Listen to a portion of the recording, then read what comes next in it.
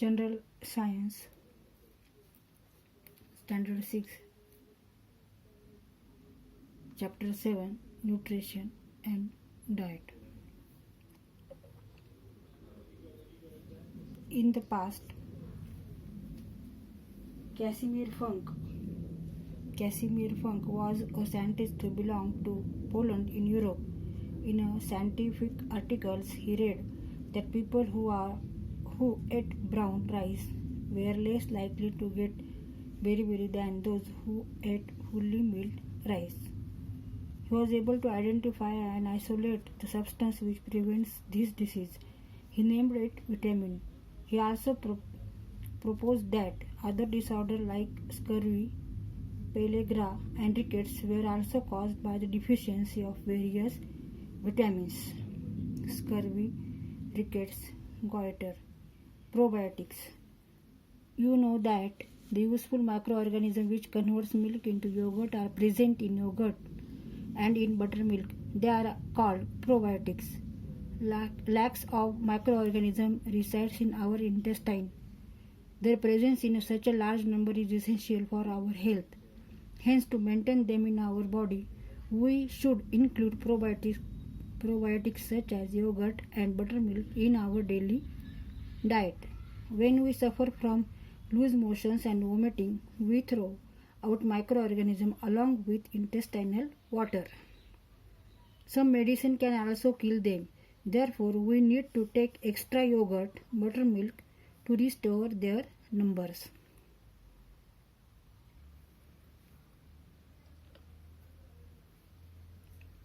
A balanced diet. All that we consume during the day is together called our diet. A diet containing adequate quantities of all nutrients is called balanced diet. To build a strong and healthy body, you need all nutrients in the right proportion and in sufficient quantities in your daily diet. Significance of a balanced diet. An increased capacity towards good physical and mental health, increased capacity to resist diseases, helps in a proper growth of the body. A balanced diet pyramid. Cereals and pulses, fruits and vegetables, milk products, meat, fish and eggs, fatty substance, oil, ghee, butter. Apart from having a balanced diet, we also need to exercise regularly to keep ourselves fit and healthy. असे होऊन गेले. कॅसिमिर फंक हे युरोपमधील Poland या देशातील वैज्ञानिक. Beriberi हा विकार सडलेला तांदूळ खाणाऱ्यांना होण्याची अधिक शक्यता असते. सडलेला तांदूळ म्हणजे चितावरचे आवरण काढलेला, त्या तांदळावर जे आवरण असतं ते काढलेला तो तांदूळ खाल्ला तर अधिक बेरीबेरी हा रोग होऊ शकतो असे त्यांनी एका वैज्ञानिक लेखात वाचले. ज्या पोषक तत्वाच्या कमतरतेमुळे हा आजार होतो तो पदार्थ शोधून वेगळा करण्यात त्यांना यश मिळाले. त्याला त्यांनी जीवनसत्व व्हिटॅमिन हे नाव दिले. स्कर्वी, पेलेग्रा, मुर्दूस हे विकार हे विविध जीवनसत्वाच्या अभावामुळे होत असल्याचेच त्यांनी मांडले. म्हणजे हे जे रोग होतात, स्कर्वी किंवा मुर्दूस किंवा गलगंड, हे जे रोग आहेत हे असे होतात तर हे जीवनसत्व शरीरात कमी होतं म्हणून हे आपल्याला होतात. तर ते कमी होऊ नये म्हणून आपण व्यवस्थित आहार हा घेतला पाहिजे. रोजच्या रोज पालेभाज्या, फळं, पोळी, भाजी हे सगळं आपण खाल्लं पाहिजे. दूध खाल्लं पाहिजे, अंडे खाल्ले पाहिजे, दही खाल्लं पाहिजे. प्रोबायोटिक. दुधाचे दही करणारे लाभदायक सूक्ष्मजीव दह्यात ताकात असतात हे तुम्हाला माहीत आहे. अशा लाभदायक सूक्ष्मजीवांना प्रोबायोटिक म्हणतात. म्हणजे दुधात आणि दह्यात जास्त हे असतात, सूक्ष्मजीव असतात आणि ते चांगले असतात, लाभदायक, चांगले, आपल्या शरीराला चांगले असतात. त्यांना काय म्हणायचं, प्रोबायोटिक म्हणतात. आणि हे प्रोबायोटिक असल्यामुळे काय होतं तर आपली तब्येत चांगली होते. ते आपल्याला आवश्यक असतात, ते सूक्ष्मजीव आपल्या शरीराला आवश्यक असतात म्हणून दही, ताक आणि दूध हे खावं. अनेक प्रकारचे प्रोबायोटिक सूक्ष्मजीव लाखोच्या संख्येने आपल्या आतड्यात राहत असतात. ते पुरेशा संख्येने तेथे राहणे आपल्या आरोग्यासाठी गरजेचे असते. म्हणून दही, ताक असे प्रोबायोटिक अन्नपदार्थ अधूनमधून घेत राहणे महत्त्वाचे असते. जुलाब, उलट्या झाल्या की आतड्यातील पाण्याबरोबर सूक्ष्मजीवही बाहेर टाकले जाते. काही औषधामुळेही ते नष्ट होतात. मग त्यांची संख्या पूर्ववत करण्यासाठी अधिकचे ताक दही घ्यायला हवे. म्हणजे आपल्याला उलटी झाल्या जुलाब झाल्या तर त्याच्यानंतर आपण दही किंवा ताक हे घेणं आवश्यक आहे. आणि काही औषध आहेत की त्याच्यामुळे सुद्धा हे जे सूक्ष्मजीव आहेत, चांगले सूक्ष्मजीव आपल्या आतड्यात, ते नष्ट होतात. म्हणून दही ताक हे जास्त घ्यावं, म्हणजे ते सूक्ष्मजीव परत आपल्या आतड्यात राहतात आणि ते सूक्ष्मजीव आपल्याला गरजेचे असतात. संतुलित आहार. आपण दिवसभरात जे अन्न खातो त्यांना एकत्रितपणे आहार म्हणतात.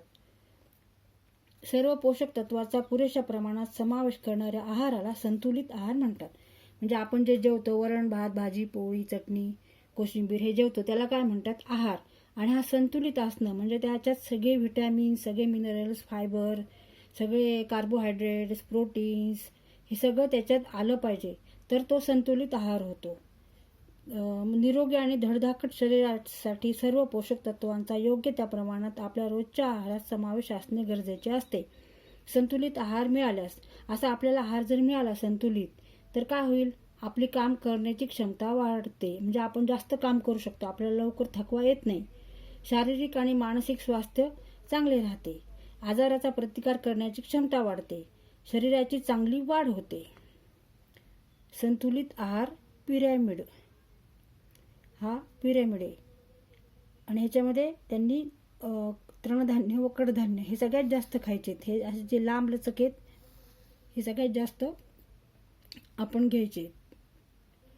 त्याच्यानंतर फळे व भाजीपाला, त्याच्यानंतर दुग्धजन्य पदार्थ, मासे, अंडी आणि स्निग्ध पदार्थ, तेल, तूप, लोणी ह्याचं ह्या प्रमाणात आपल्याला घ्यायचं आहे.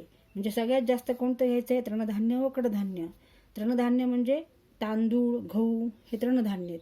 हे आपल्याला जास्त प्रमाणात घ्यायचे आहेत. कडधान्य आणि हे कडधान्य कोणते आहेत? मूग, हरभरा वगैरे. तर आणि फळे भाजी हे त्याच्यापेक्षा थोडे कमी आणि हे सगळ्यात कमी. म्हणजे तेल, तूप, लोणी हे थोड्या प्रमाणात घ्यायचे. बाकी मग सगळ्यात जास्त हे घ्यायचं आहे. मग थोडं कमी हे, मग थोडं कमी हे आणि सगळ्यात कमी हे. तर ह्या त्रिकोणाला काय म्हणतात? पिरॅमिड. संतुलित आहाराचा पिरॅमिड. निरोगी आणि तंदुरुस्त राहण्यासाठी संतुलित आहाराव्यतिरिक्त नियमित व्यायामाचीही आवश्यकता असते. नुसतं जेवायचं नाही तर थोडं काम करायचं, थोडं खेळायचं.